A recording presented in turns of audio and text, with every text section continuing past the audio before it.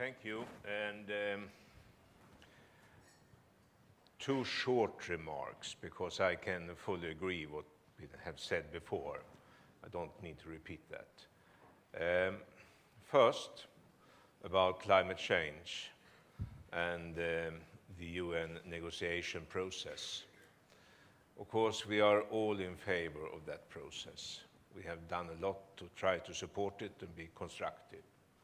Nevertheless, it has not been easy, and perhaps it will take even more time in the future. You can't be sure about an outcome. So therefore, my opinion is, we don't have time to wait. You don't have time to waste. And I think it's extremely important that countries like India takes the lead. India is not a poor country anymore. It's a country with huge resources, not least intellectual resources. It's a country with a huge middle class with economic resources. It's a question of modernizing the society. The same goes for China. It's a question of modernizing, using the energy in a more efficient way, getting more out of less, going for the new technologies. My experience is, I'm afraid of the old technologies, but I like the new ones because they bring a modernization to the society and not least to the business activities. Because we are talking about new products, goods and services. And those who are in the lead, who are able to develop that, systems, products, services, they also have something that the rest of the world market need. They will be the winners in that race. So if you look upon the challenge to combat climate change, it is also first and foremost a question of new technology, new industrial processes. So if we wait too long, we will be punished by history. And those who take the lead will be the winners on the market. So don't lean back and wait for United Nations to solve this. Start the process directly. And if we do so, perhaps the pressure on United Nations might be a little bit smaller. And that's not bad. That is the first thing. Yes, thank you. And I have practiced this myself during my period as Prime Minister. We managed to not only maintain economic growth, to increase economic growth and reduce our carbon footprint with help of new technologies to modernize the society. The second thing, demography. I'm not afraid of a globe with 10 million inhabitants.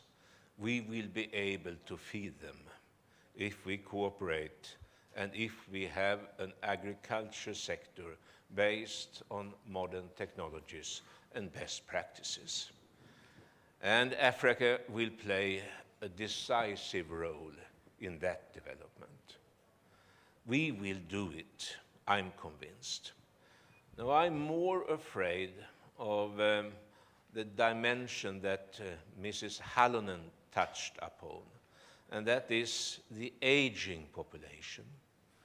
I'm convinced in a 10-year period we will have a completely new discussion about demography.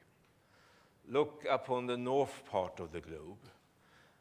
You will see countries, all of them, with a demographic problem, but not the problem we are used to see, a too strongly growing population. No, the opposite. And with a diminishing population in countries follows completely new problems, and not least, often a new political agenda.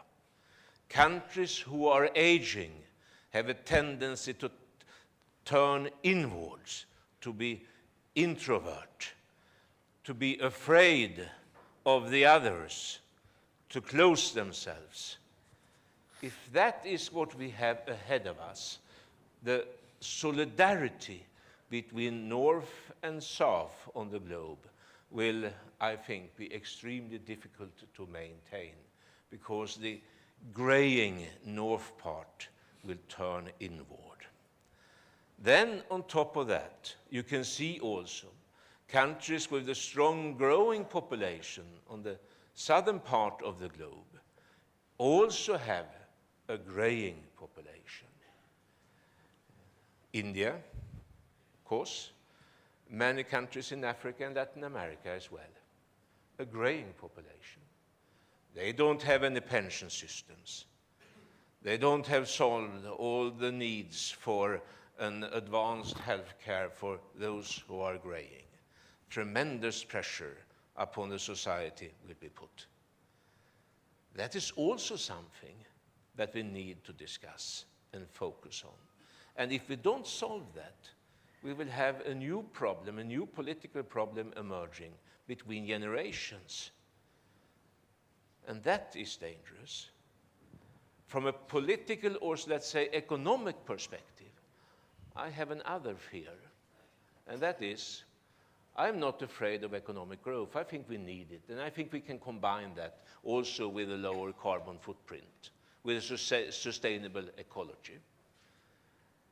I'm afraid of societies that don't grow economically. And I can see in front of me quite many countries who will have that problem.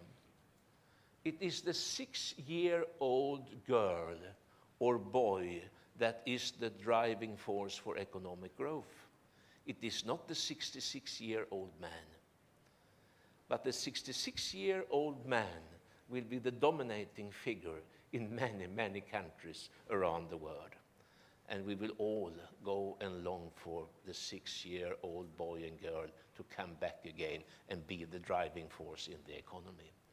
It is for them we are building schools. It is for them we are planning for the future.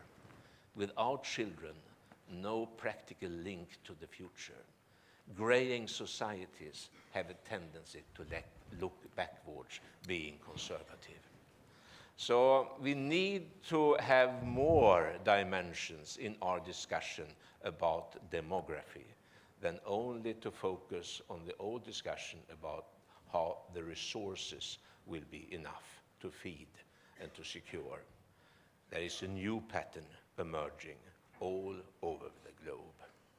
These are my 2 points. I could add many more, but now I've used my 5 minutes. Thank you for listening. Thank you very much.